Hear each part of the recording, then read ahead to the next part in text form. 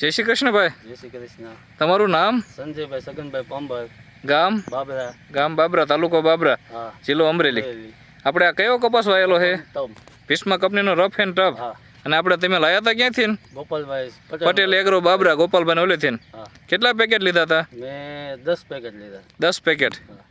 તો આ કપાસ તમને કેવો લાગ્યો? બહુ સારો લાગ્યો. કેવી રીતે બહુ સારો?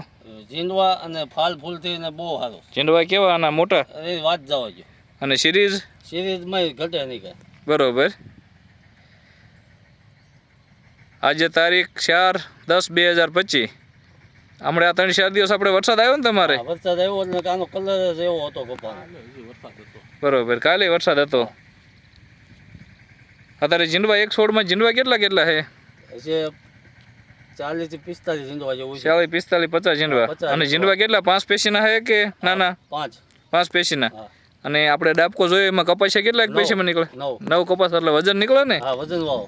બરોબર. અને ટૂંકમાં આ તારીખમાં આપણે અત્યારે આટલું છે તો ક્યાંય બગડ્યો છે કપાસ? નહીં, ક્યાંય ડાઘ નથી પડ્યો એક સોળો. બરોબર. તમે આમ બીજી હાલ્યા તો બીજી વેરાયટી વાવી જોતા હોય એટલે તમને ખબર હોય ને? એમાં હાંધો પડી ગયો છે કાયદેસર. બરોબર. પડી ગયો છે બીજો. તમે કહો બીજી વાડીએ તમારા આના 6 વાયેલા છે એમાં હાંધો પડી ગયો છે કાયદેસર. એટલે કેવી રીતે હાંધો? એમ બીજા વેરાયટીમાં વેરાયટી બગડી ગઈ, આ નથી બગડી. બીજી વેરાયટી બગડી ગઈ અને આપણે આ કપાસ આવો ના ઊભો છે. આવો ના ઊભો. બરોબર. તો આ બિયારણ આમ ટૂંકમાં બીજા ખેડૂત મિત્રોને વાવવું હોય તો વાંધો નહીં ને? આખું વિશે વાવવાનું. જો આપણે અત્યારે કપાસમાં વસાળે ઊભા છે, બધી બાજુ એક જ સરખો છે.